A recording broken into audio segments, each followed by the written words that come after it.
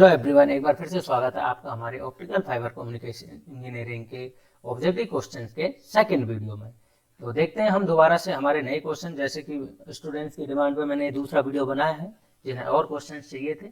तो हमारा question number first है the three major groups in the optical system. जो तीन मेजर ग्रुप्स क्या है हमारे ऑप्टिकल सिस्टम में, और हम ये भी कह सकते हैं जो ऑप्टिकल सिस्टम के कंपोनेंट्स क्या हैं। तो तीन कंपोनेंट कौन कौन से हैं?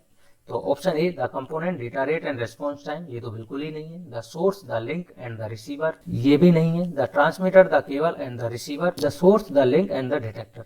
कई लोग बी ऑप्शन को कर देते हैं। जो सोर्स, लिंक एंड रिसीवर, ये हमारे तो कम्युनिकेशन में काम आती है, ना कि ऑप्टिकल सिस्टम में। तो ऑप्टिकल सिस्टम में हमारा क्या है? द सोर्स, तो जो हमारी जो लाइट को एमिट करता है, जिसमें हम एलईडी ले लेते हैं या हम लेजर डायोड लेते हैं। उसके बाद हमारा जो आ जाता है सेकेंड आ जाता है द लिंक। लिंक क्या हो गया? लिंक में हमारा जो काम करती है वो करती है optical fibre. And the detector, detector जैसे कि हम एपीडी यूज करते हैं, एवलेंचे फोटो डायोड, तो ये एज ए डिटेक्टर यूज करते हैं। एलईडी हम as a light source use करते हैं, जो कि तो इसमें हमारा ऑप्शन नंबर हो जाएगा डी। थ्री मेजर ग्रुप्स क्या हो गए ऑप्टिकल सिस्टम में? The source, the link and the detector. Question number second, which among the following is key process to adopt for the laser beam formation at it undergoes the light amplification? तो हमारा जो की process कौन सा है जो laser के अंदर काम आता है लाइट एम्प्लीफिकेशन के लिए? इसका मेरा आप पूरा वीडियो देख सकते हो, मैंने इसमें पूरा एक्सप्लेन किया है कैसे लेजर डायोड में ये स्टिमुलेटेड एमिशंस होता है, और मैंने ये सारा स्पॉन्टेनियस एमिशन और सबको एक्सप्लेन कर रखा है उसमें। तो वहाँ तुम्हें क्लियरली पता चल जाएगा जो हमारा लेजर डायोड है उसमें हमारा स्टिमुलेटेड एमिशन होता है। तो ये हो गया हमारा option number B. Laser diode में कौन सा होता है? Stimulated emission. क्वेश्चन नंबर 3 पे आते हैं, the electric wave guide for the propagation of electromagnetic energy at light frequency. ऐसी कौन सी डाइलेक्ट्रिक वेव गाइड है जो हमें इलेक्ट्रोमैग्नेटिक एनर्जी प्रोपोगेट कराती है? किस पे? लाइट फ्रीक्वेंसीज पे। तो हमारी लाइट फ्रीक्वेंसी पे कौन सा कराता है? ओनली एक फाइबर ऑप्टिक्स है जो काम कराती है। सी हो नहीं सकता, क्योंकि लेजर डायोड हमारा, मैंने बताया था लेजर बीम क्या है हमारा, जो ये क्या है? एज ए लाइट सोर्स की तरह काम करता है। माइक्रो स्ट्रिप और स्ट्रिप लाइन दोनों लाइट फ्रीक्वेंसीज को नहीं कराती। तो हमारा ऑप्शन हो गया फाइबर ऑप्टिक्स।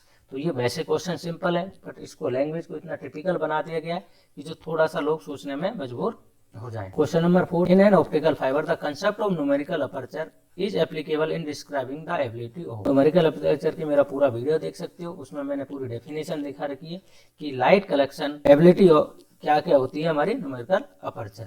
तो वो होती है हमारी लाइट कलेक्शन एबिलिटी। और अगर इसका वीडियो देखोगे उसमें यहाँ पे ऐसा दिखेगा तुम्हें कि जो हमारा कितनी हमारी लाइट इसमें ट्रेवल कर सकती है वो हमारा क्या बताता है?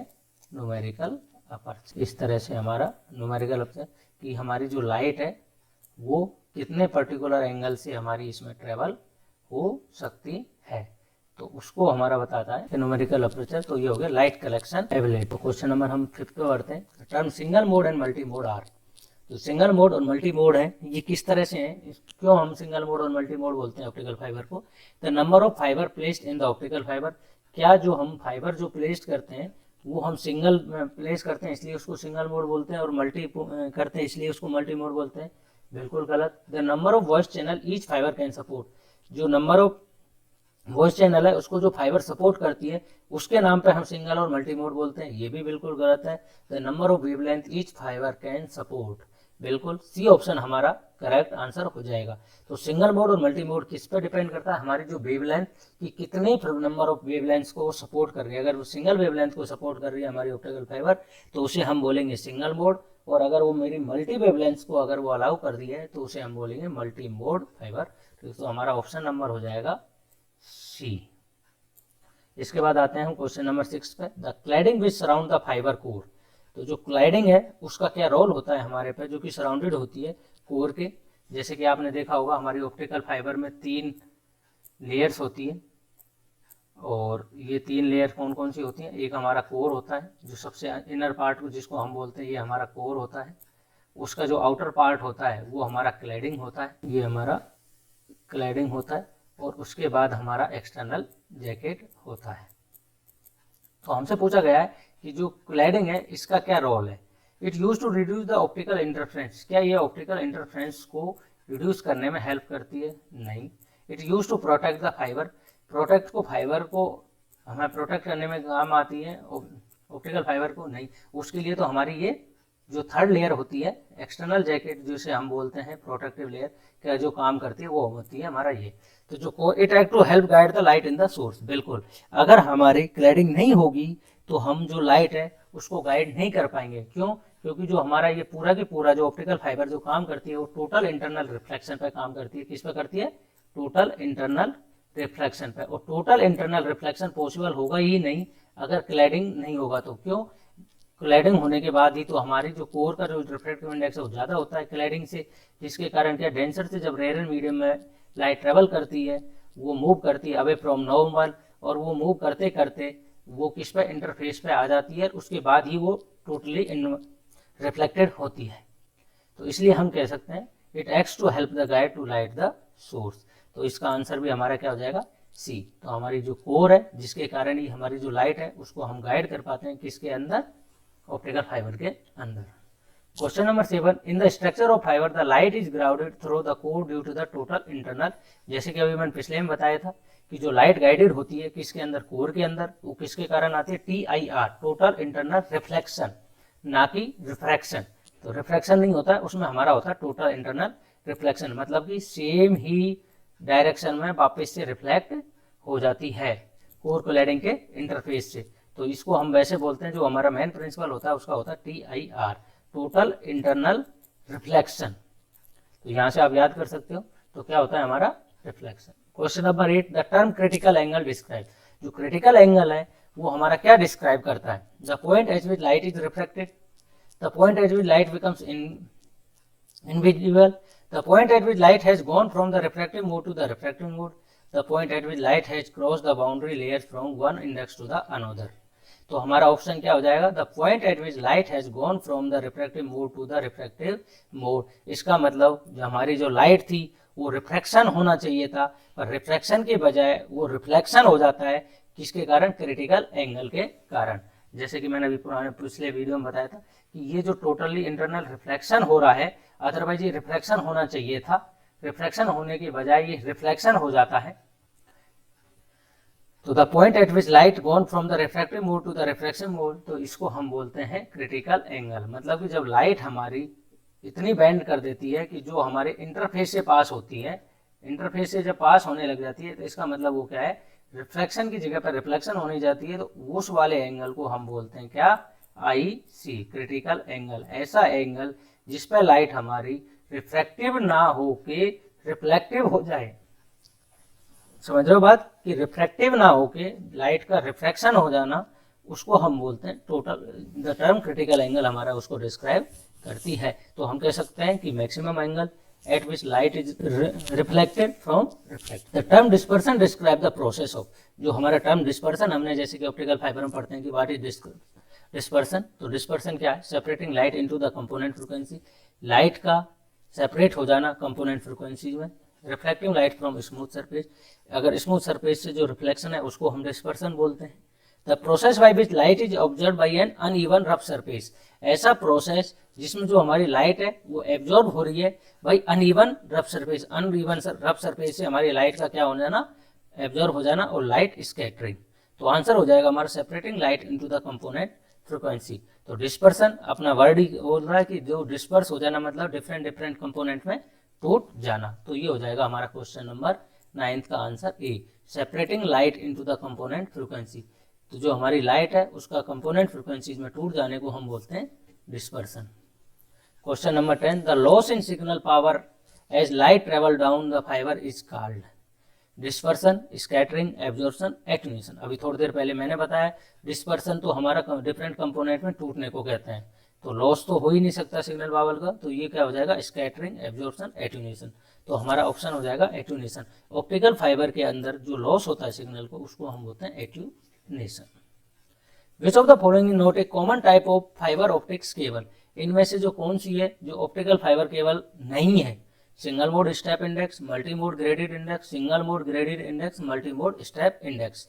तो हम ये कह सकते हैं जो मल्टी मोड में तो हमारी दोनों होती है, सिंगल मोड भी होती है, मल्टी मोड में तो हमारी ग्रेडेड भी होती है और स्टेप इंडेक्स भी होती है, बट सिंगल मोड में ओनली स्टेप इंडेक्स होती है, ना कि ग्रेडेड इंडेक्स। तो हमारा ऑप्शन नंबर हो जाएगा सी, क्योंकि हमें इसमें पूछा क्या गया, विच of the following is not a common type of fibre optics cable. तो जो हमारे फाइबर ऑप्टिक्स केबल इनमें से कौन सा नहीं है, तो जो हमारी, एक बार मैं पेन का कलर चेंज कर लेता हूँ क्योंकि रेड रेड हो गया, तो हमारा क्या है, single mode graded index possible नहीं होती है, तो हमारा ऑप्शन हो जाएगा C. Which when a beam of light enter one medium from another which quantity will not change. अगर हमारी जो बीम ऑफ लाइट है वो एक मीडियम से दूसरे मीडियम में हो रही है तो क्या क्वांटिटी हमारी चेंज होती है, डायरेक्शन, स्पीड, फ्रीक्वेंसी और वेवलेंथ। तो जो हमारी फ्रीक्वेंसी है वो चेंज नहीं होती है जब अगर वो एक मीडियम से दूसरे मीडियम में ट्रेवल कर रही होती है। तो dispersion is used to describe the dispersion, splitting of white light into the component colour, again same question दोबारा आ गया। Propagation of light in a straight line, bending of beam of light when it goes from one medium to another, और bending of a beam light when it strikes a mirror. तो bending तो हमारा होता नहीं है, जबकि क्या होता है, स्प्लिटिंग होता है, कि जो व्हाइट लाइट का अपने कंपोनेंट्स में टूटने को उसको बोलते हैं हम डिस्पर्सन। आपने जैसे रे ऑप्टिक्स में जब पढ़ा होगा, 9th-10th में भी पढ़ा होगा कि एक आता था, हम प्रिज्म से क्या करते थे, डिस्पर्सन कराते थे। तो प्रिज्म से हमारा क्या होता था, डिस्पर्सन होता था। इसके बाद आ जाता है हमारा question number 14। Dispersion is caused by the difference in the propagation times of light raise that can different path down a fibre. तो मटेरियल डिस्पर्सन होता है, या वेवलेंथ डिस्पर्सन, या मोडल डिस्पर्सन, या डिले डिस्पर्सन। तो जो मोडल डिस्पर्सन होता है ये कॉज्ड होता है किसके कारण, difference in the propagation light of light rays and takes different path down a fibre. Explain कर दिया है इसमें कि कौन सा टाइप का जो डिस्पर्सन होता है, जो हमारे difference in the propagation times of light raise के कारण, ये डिफरेंट पाथ डाउन के कारण जो हमारा होता है वो होता है हमारा मोडल डिस्पर्सन। इसके बाद आगे question number 15। The structure of fibre which component provide additional strength, in the structure of fiber which component provide additional strength and prevent the fiber from any damage। तो हमारा जो स्ट्रक्चर है, जो component provide करते हैं, जो additional strength और prevent from any damage करता है, कोर कलरिंग, बफर कोटिंग और नन ऑफ अबव। तो मैंने जैसे अभी बताया था, जो हम इसको बोलते हैं बफर कोटिंग। जो हमारे कोर क्लैडिंग के अलावा जो तीसरी लेयर होती है उसको बफर कोटिंग बोलते हैं, और वो हमें एडिशनल स्ट्रेंथ प्रोवाइड कराती है और जो डैमेज से बचाती है। Question number 16। Which kind of dispersion phenomena gives rise to the pulse spreading in single board fibre. तो कौन सा काइंड ऑफ डिस्पर्सन है जो हमें फिनोमेना जो राइज करता है एक pulse spreading single mode fibre के अंदर, वो होता है हमारा intra model. Which kind of dispersion phenomena, तो कौन सा टाइप ऑफ हमारा जो ये फिनोमेना होता है वो होता है हमारा intra model. Which among the following is responsible for generating attenuation of A optical power in fibre. एक हो गया एब्जॉर्प्शन, दूसरा हो गया स्कैटरिंग, तीसरा हो गया वेव गाइड इफेक्ट, चौथा ऑल ऑफ अबव। तो हमारा इसमें आ जाएगा which of the following are responsible for, कौन कौन से रेस्पॉन्सिबल जनरेटिंग एट्यूनेशन। एट्यूनेशन मतलब एक तरह से लॉस का ऑप्टिकल फाइबर केबल में, तो एब्जॉर्प्शन भी लॉस कराता है, स्कैटरिंग भी लॉस कराता है, वेव गाइड इफेक्ट भी लॉस कराता है। तो ये चारों की चारों हमारा आंसर हो जाएंगे ऑल ऑफ अबव। तो अब हम देखते हैं question number 18। The band of light wavelength that are too long to be seen by the human. तो कौन सी वेवलेंथ है जो हमारी टू लॉन्ग है, seen by the human eye, तो ये हमारा हो जाएगा infrared. Question number 19। The term power budgeting in the optical fibre communication refer to the cost of cable, connector, equipment and installation, the loss of power due to the defective component, the total power available minus the attenuation losses, the comparative cost of fibre and copper installations. तो हम जब बात करते हैं budget के बारे में, budget in the optical fibre, चाहे हमने कम्युनिकेशन पढ़ा हो, तो बजट का मतलब ये नहीं होता हमारा कॉस्ट है। बजट का मतलब है the total power available minus attenuation losses, कितनी पावर हमारे पास थी और उसमें से हमारे लॉसेस कितने आए, तो वो हो जाता है, उसमें हम कैलकुलेट करते हैं बजट। तो budgeting in optical fibre communication refer to the total power available minus attenuation losses. इसके बाद आ गया question number 20। What is the responsibility of a light detector. The term required for the signal to go from 10 to 90% of maximum amplitude. तो responsibility of light detector की क्या है, the time required to signal to go from 10 to 90% of maximum amplitude, the ratio of diode output current to the optical input power. तो हमारा ये answer हो जाएगा the ratio of diode output current to the optical input power. Optical input power ये हमारी हो जाती है क्या, रिस्पॉन्सिबिलिटी ऑफ लाइट डिटेक्टर। तो यहाँ पे हमने 20 क्वेश्चन पढ़ लिए हैं, और जैसे जैसे हम लेवल बढ़ाते जाएंगे और भी डिफरेंट क्वेश्चन हम करते जाएंगे। तो इसके लिए मैं एक थर्ड वीडियो बनाने वाला हूँ। तो अभी के लिए ही, अगर आपको ये वीडियो पसंद आया हो तो please like, share and subscribe.